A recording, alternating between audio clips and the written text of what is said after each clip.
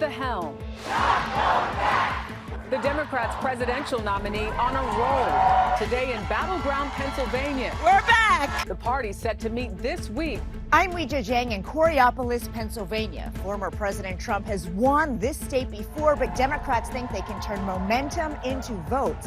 What issues matter the most here? Coming up. And I'm at O'Keefe in Chicago, where the convention stage is set and Democrats are keeping focused on the future.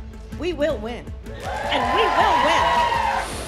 Also tonight, the top U.S. diplomat visits Israel, pushing to close a ceasefire deal. I'm Ramy Inocencio in Tel Aviv. Secretary of State Antony Blinken just landed here while Israeli strikes reportedly killed at least 29 people in Gaza in the past day. Plus, surprise occupation. Uneven Lee near the border with Russia, where Ukraine says it's destroyed another key bridge while its forces advance deeper into the country. Sky-high horror. More than 20 hurt when a Ferris wheel catches fire. California crackdown. The new laws aimed at curbing smash-and-grab thieves. And later, a developing trend. CBS's Itai Hodge shows us how old photo booths are attracting a new generation. Oh, my God.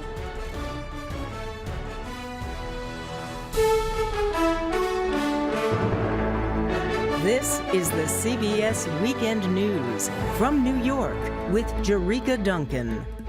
Good evening, and thank you so much for joining us on this Sunday. We begin tonight with the Vice President, Kamala Harris, the Democratic nominee, riding a whirlwind. Her short 4-week-old campaign setting fundraising records and attracting large crowds. On the eve of the party's convention, our new CBS News poll shows a very tight race. Vice President Harris is 3 points ahead of former President Donald Trump nationwide. But in those 7 key battleground states, the race is a dead heat. Pennsylvania is the biggest battleground. CBS's Weijia Jiang is there tonight and leads us off. Good evening, Weijia. Good evening to you, Jerika. Former President Trump won this state back in 2016, and then President Biden in 2020. That new poll shows that Vice President Harris and Trump each have 50% of the vote right now. Exactly why they are both spending so much time here.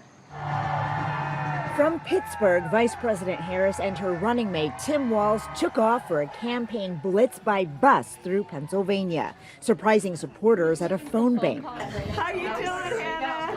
And visiting with volunteers on the ground. Through these next 79 days, we will continue to build community, build coalitions, and remind each other we are all in this together.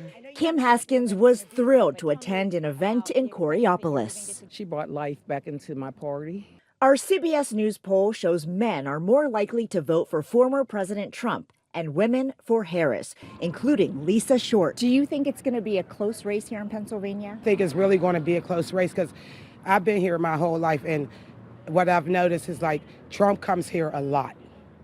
So I really think like it's going to be tough for her to win Pennsylvania. Kamala, you're fired. Get out of there. Just yesterday, Trump campaigned in Wilkes-Barre, slamming Harris's appearance. I say that I am much better looking than her. Her laugh. That is the laugh of a crazy person. It's the laugh of a lunatic. And her economic policy proposals. This is communist, this is Marxist, this is fascist. According to our poll, voters think Trump's policies will have more of an impact on the border and on bringing down the price of food and groceries. A big reason why Mary Beth Scaramastro and Louis Kohut plan to vote for him. The economy is horrible. We need change. We need to go back to where we were 4 years ago. We're headed down off a cliff as far as the economy goes. But the Harris-Walz campaign believes they can keep the state blue. We're back, and we're going to keep coming back. And speaking of coming back, tomorrow both Trump and his running mate J.D. Vance have events scheduled here in Pennsylvania. Meanwhile, tonight, Harris and Walz are heading to Chicago to kick off the DNC convention tomorrow. Jerika. Exciting week. Weijia Jiang, thanks so much for joining us from Coraopolis, Pennsylvania. Tonight, delegates are gathering in Chicago for the Democratic National Convention. Organizers have been busy preparing for the political show inside the United Center, as well as thousands of demonstrators expected outside. CBS's Ed O'Keefe is there covering it all.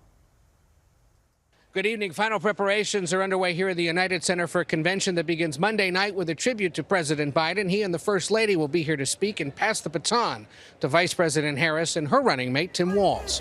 We spoke with Illinois' Governor J.B. Pritzker, who says Harris deserves a lot of credit for holding the party together over the past month.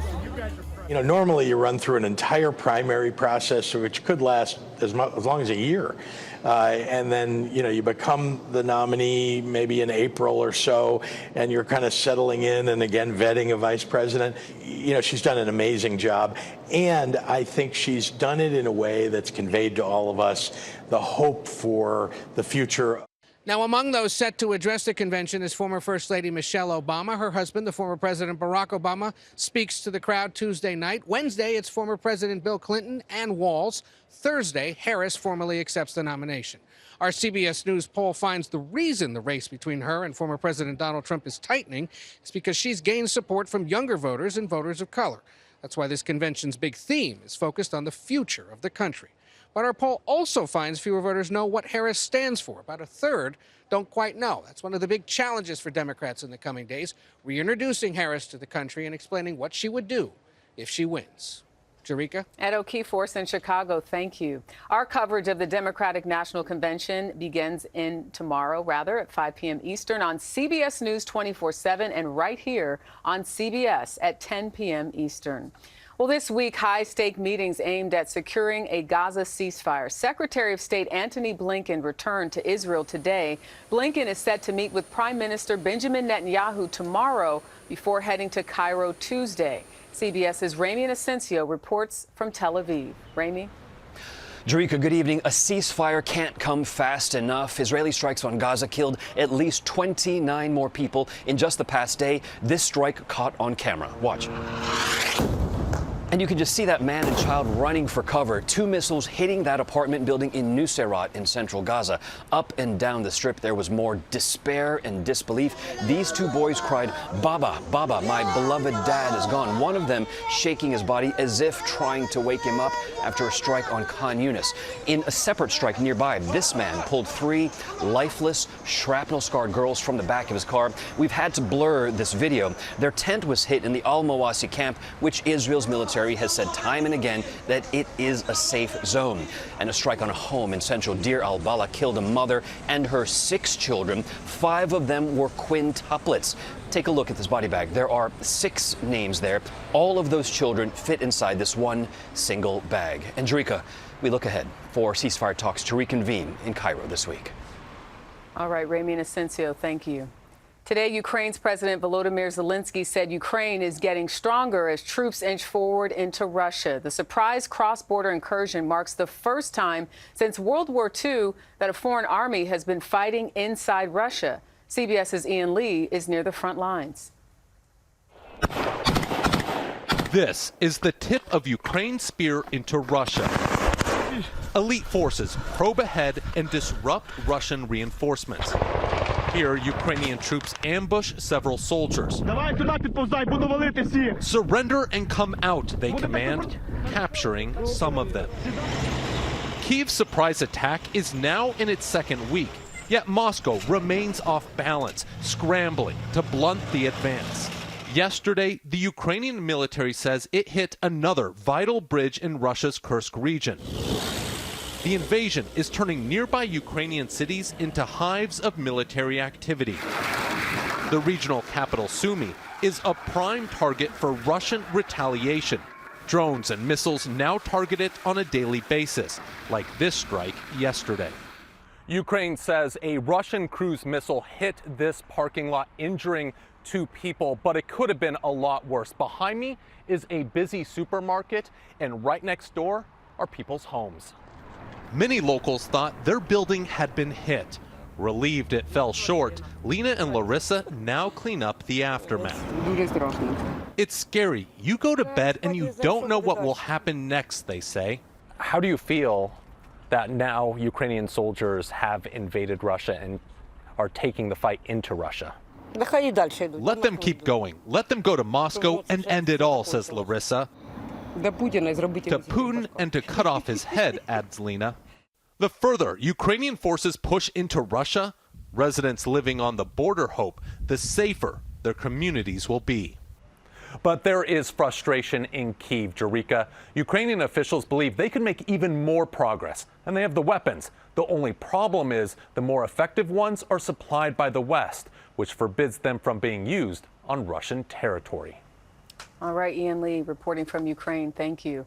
To Germany now, where a fire broke out on a Ferris wheel. At least 23 people were hurt when flames engulfed 2 of the gondolas. It happened at a music festival near the city of Leipzig, about 2 hours south of Berlin. Now, many of the injured were first responders who had to be treated for smoke inhalation. Officials are still investigating the cause.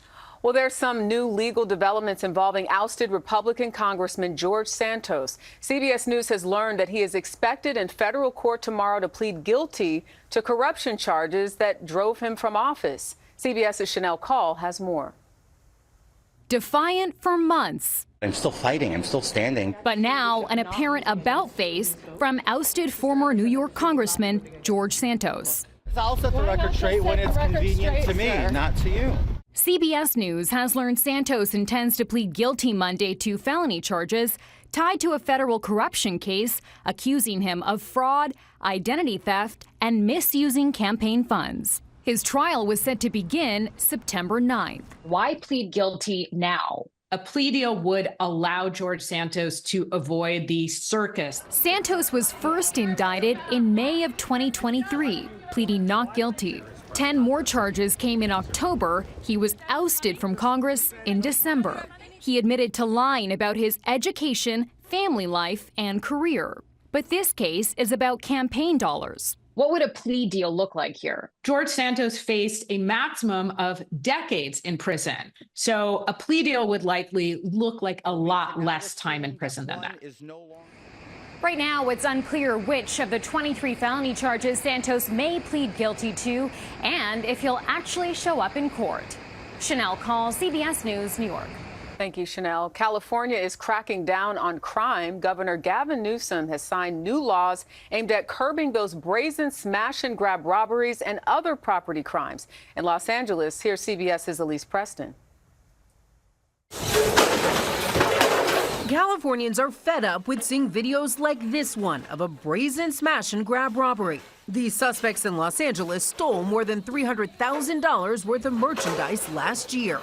Governor Gavin Newsom took aim Friday at shoplifters, smash and grab robbers, and auto thieves by signing 10 bills into law. The legislation strengthens enforcement and increases penalties for property crimes. The issue that is front and center in the consciousness of so many Californians. Californians like Bubba Taylor, whose Oakland bar was targeted last week by thieves. They took our ATM machine and our cash register. It's costing us to put our life back together. The losses are huge for merchandisers, $112 billion in 2022, according to the National Retail Federation. Florida is also taking action. People who steal property worth more than $40 will be charged with a felony instead of a misdemeanor starting in October. Right now in California, that threshold is $950. Some business owners want to see it lowered. It has to stop because we're all fed up with it. Elise Preston, CBS News, Los Angeles. Turning now to weather, where tonight several cities in Connecticut are under a flash flood warning. This is Danbury, about 50 miles northeast of New York City, where roads have been swamped after thunderstorms. In Colorado, intense heat is the problem there. Emergency crews Saturday treated around 100 people for heat-related illnesses at an air show in Colorado Springs. For the week ahead, there's little relief for much of the country. As you see there on that map, it will be very hot and humid in the Southwest. Straight ahead on the CBS Weekend News, it's a slithery job, but somebody has to do it. Plus, remembering France's forever heartthrob. And this selfie stick, well, it can't stand up to this booth.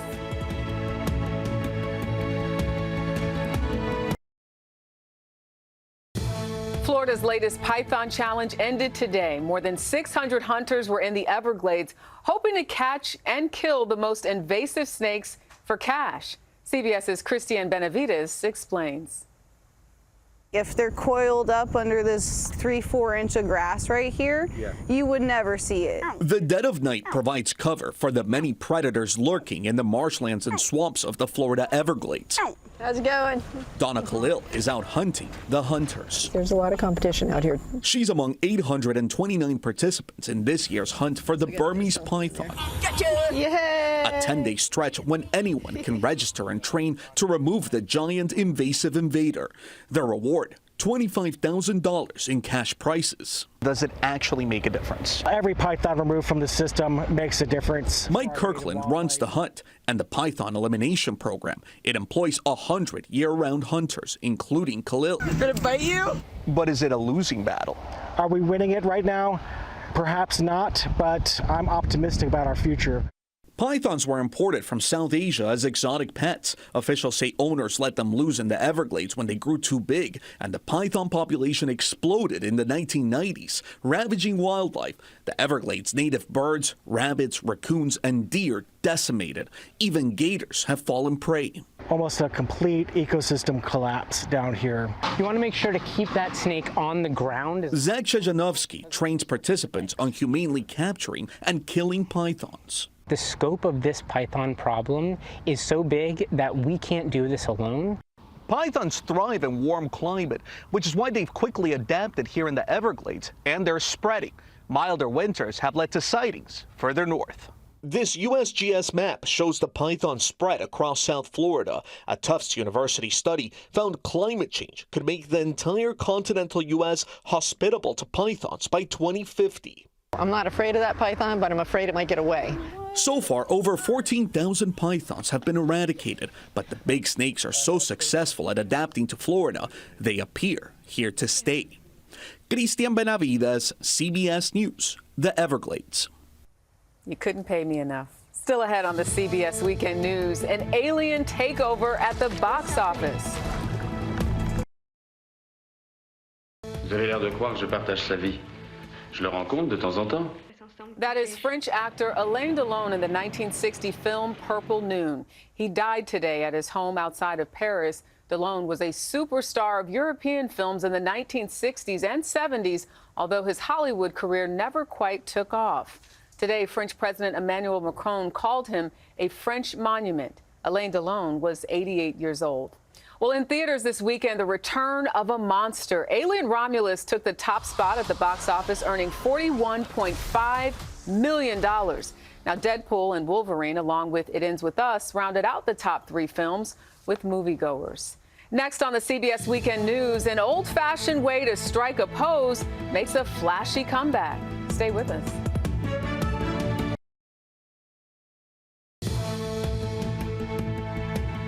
Finally tonight, a relic of the days before selfies is the new rage from the digital age, of course. In tonight's Weekend Journal, CBS's Itai Hot in San Francisco has a snapshot of a surprising comeback. It's a developing trend.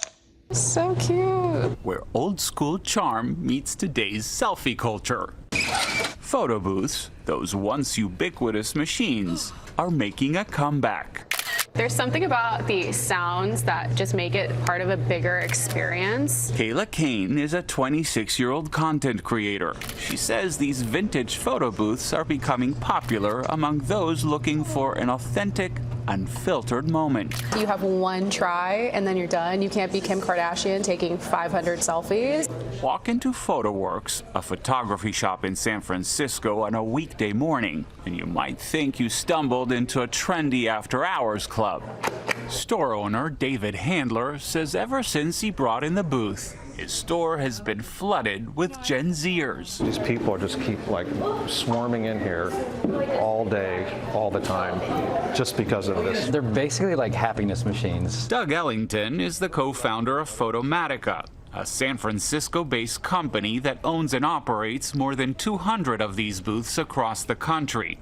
He says interest spiked only recently. My boyfriend bought an original photo booth from the 70s. After a swell of viral TikToks made them cool again. I didn't expect it would take off like this with lines at a photo booth. That's kind of a business owner's dream. The secret to taking a good portrait, he says, is being a little goofy. All right, let's do the chin back to back. Got another, And then lastly, we'll do the mouth open.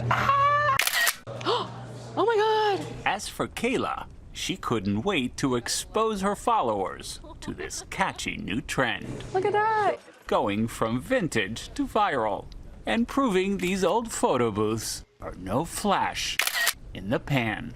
Itai Had, CBS News, San Francisco. It's a must-do.